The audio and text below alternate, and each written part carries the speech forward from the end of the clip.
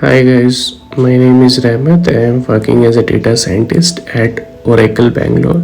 So आज हम पढ़ने वाले हैं left join.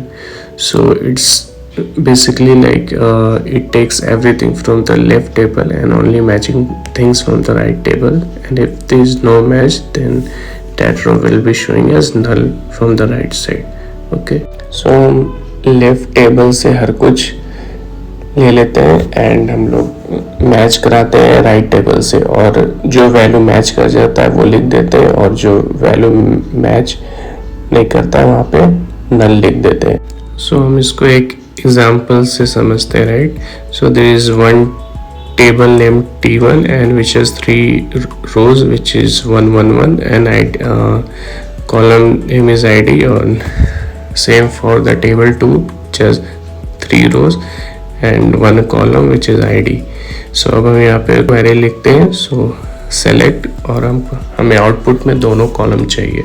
Okay, so select T1.id T2.id from, so यहाँ पे दोनों टेबल से चाहिए, तो T1 लेफ्ट ज्वाइन T2, और ज्वाइन जो होता है वो हमेशा एक कंडीशन पे होता है। सो दोनों टेबल में एक एक कॉलम है जो कि सेम है, like both the column has name ID।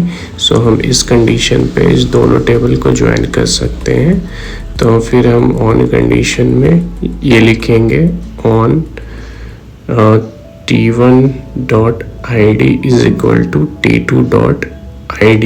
सो इस कंडीशन पे हम इस दो टेबल को लेफ्ट ज्वाइन कर रहे हैं। सो अब हम ये समझेंगे कि लेफ्ट ज्वाइन होता कैसे। So first row of first table will try to join with all the rows of second table.